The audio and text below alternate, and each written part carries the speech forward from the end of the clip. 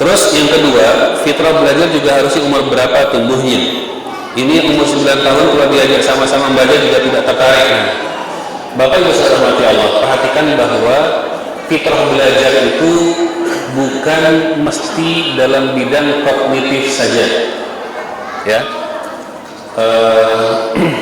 Contohnya ada anak kita di SIMA itu, ini cerita-cerita dengan ustaz-ustaz yang mengajar. Ada anak kita di SIMA itu, dia kalau sudah pelajaran menulis pokoknya paling lama. Ya, kalau sudah urusan hitung-hitungan paling lama, punya lama sekali. Tapi kalau dikasih kardus, misalnya kasih kertas, luar biasa. Dia bisa bikin desain, ya, bikin pesawat atau benda-benda itu modelnya model 3D, bukan model asal-asal, 3D dan detail guntingnya, potong-potongnya dan seterusnya. Ajib, ya. Dan kita perlu berlapang dada bahwa anak-anak kita itu kecerdasannya tidak mesti sama dengan anak kita yang lain. Anak kita ada yang kecerdasannya dari sisi motoriknya, gerakannya itu luar biasa. Ada anak kita yang kecerdasan dari sisi pemahamannya. Ada anak kita yang cerdasnya dari sisi hafalannya. Ada anak kita yang cerdasnya dari sisi lisannya, masya Allah. Kalau anak saya yang satu ini, kalau ngomong tuh adem rasanya. Kalau yang satu ini, bikin manas rasanya. Bisa seperti itu. Kenapa?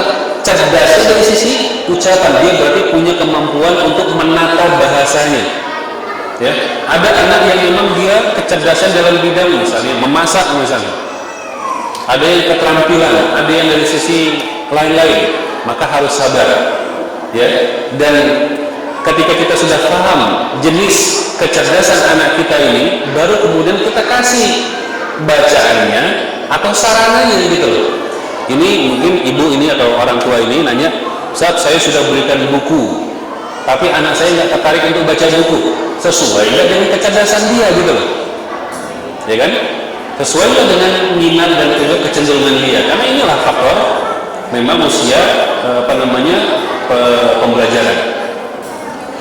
Dia sukanya adalah bicara, maka kita tidak perlu kasih dia tentang apa? Buku. Ya bisa jadi, tapi dia kasih apa? Kita kasih kesempatan dia supaya telinga kita ini siap untuk menampung apa yang dia sampaikan. Itu saja, nggak usah kasih dia buku. Misalnya seperti itu. Kenapa? Karena dia perlu ada telinga yang mendengar. Ya, dia membutuhkan apa? Ada telinga yang bisa mendengar. Sehingga mendengarkan dia ngomong dari pagi bangun tidur sampai tidur lagi. Nah, sehendak itu yang dibutuhkan. Dia nggak perlu modal, nggak perlu waktu kita ya. Telinga kita sehendak dia dengarkan itu. Ya kan? Itu diperlukan. Atau anak kita punya kecerdasan apa? Saya tuh punya anak itu yang sekarang kelas 1. Pokoknya bikin ngelus dada.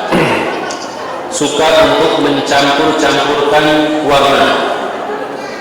Suka mencampur-campurkan warna. Jadi sabun ada yang warna kuning dicampur dengan warna hijau, warna ini. Jadi sabun lebih cepat habis karena suka mencampurkan seperti itu. Nanti makanan, ada pewarna makanan ini campur dengan ini, campur dengan ini, suka dicampur sama dia. Habis sudah bahan makanan dicampur-campur sama dia. Ya, dan dia suka bikin tebak-tebakan sama saya dan bisa jawab, Bi, kalau ada coklat dicampur warna biru jadinya warna apa? Hah? Warna apa ya? Tapi dia bisa jawab, kayak seperti itu. Artinya, padahal kan ada pakar-pakar bisa menghasilkan warna yang berbeda kan gitu. Dan dia punya ke arah situ. Nah, kalau saya yang sabar, Pak, kasih fasilitas nih warna-warna nih permainan dia. Kalau dikasih buku, ya nggak main, nggak matching sama dia. Misalnya seperti itu. Seperti itu. Ada anak kita sukanya ya ngotak-ngatik desain grafis misalnya. Desain dari komputer. Kita kasihnya apa?